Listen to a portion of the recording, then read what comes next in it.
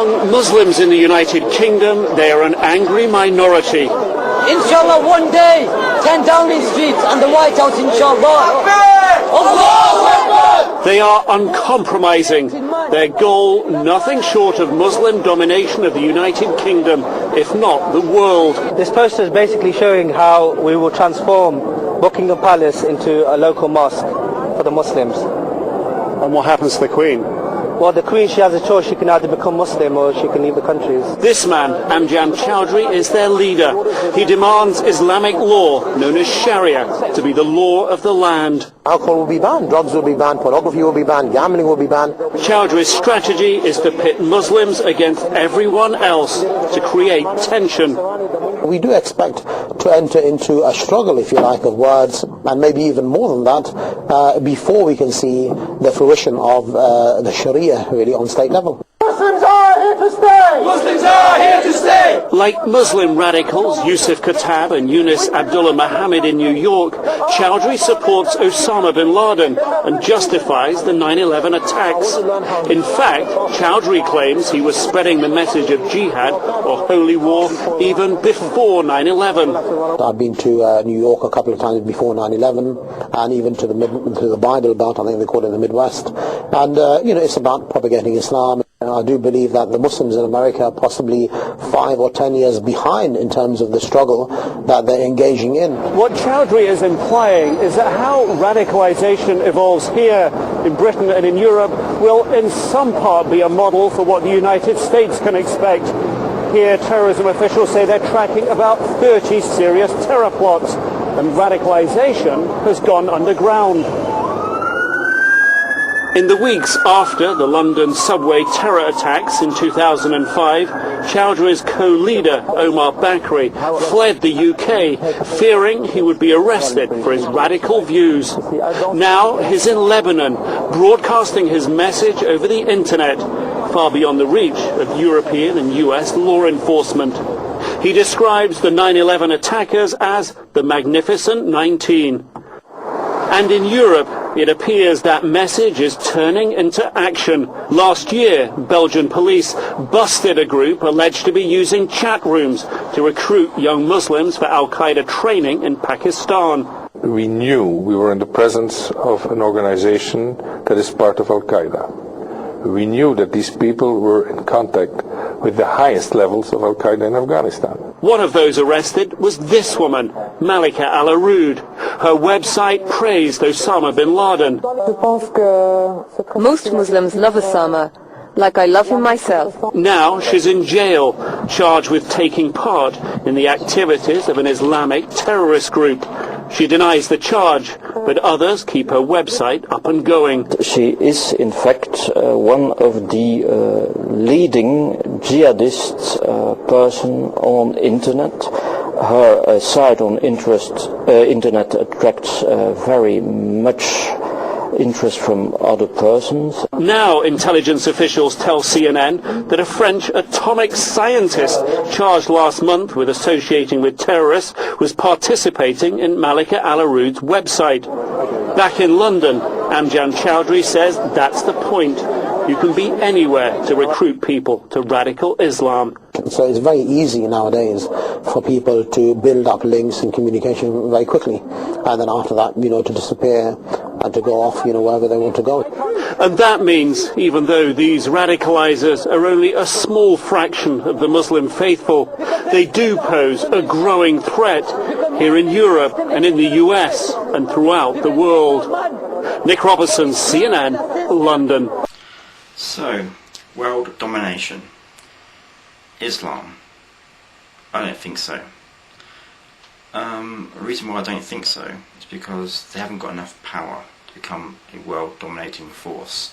Although there's a lot of them, thankfully only an extreme minority think the way that small groups, like I've just shown you, actually act.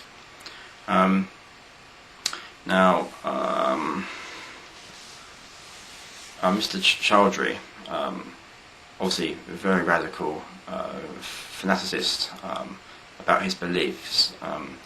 Now, these kind of thoughts about pro-Muslim taking over the United Kingdom making the Queen leave her premises.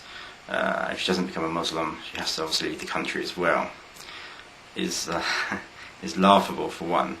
But if these kind of people really do believe this kind of level of fanaticism as a high level, I would be very concerned if I was looking on being the MI5 or those kind of groups that sort of look at sort of terrorism acts and we have, in England we do have freedom of speech, so to speak, but if I was to take a Bible now and go into the middle of my town and started spouting off anti-biblical stuff, etc., I would be probably arrested sooner rather than later. So you have to think about that. But these guys clearly standing out in the middle of parks, outside the mosque and stuff like that, preaching hateism, to high extremes, and it is not good. I know it's like just a minority, and but if they really feel, they want their Sharia laws, they want their mosques, they want no pornography, they want no drinking, they want no gambling, all those laws brought into play. And also, if someone steals something, they should cut off your hand. Those kind of extreme thoughts is dangerous, very dangerous.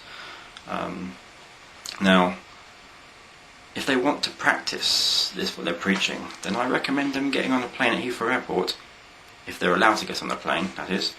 Get back to Saudi, Iran, etc. They want to be here. I know.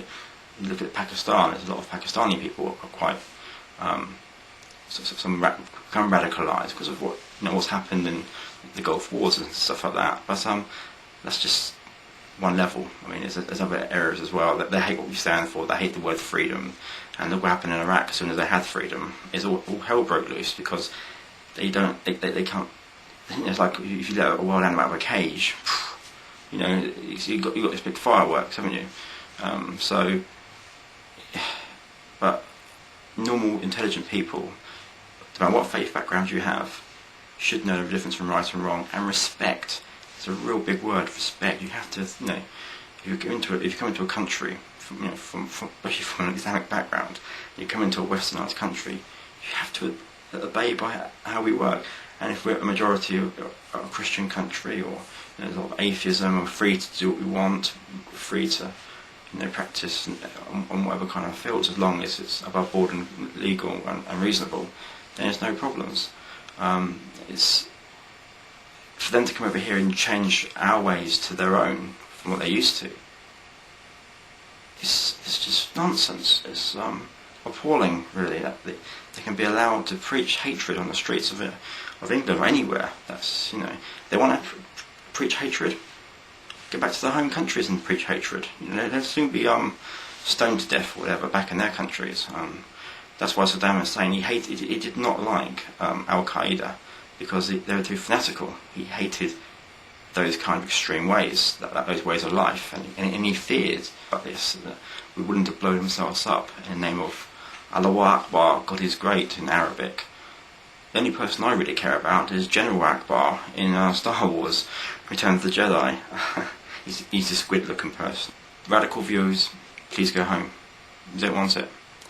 If you want to come into our country and accept the way we live here, and want to blend in and mix into our culture, perfect. Who is the lover? Who is Ar-Rahman?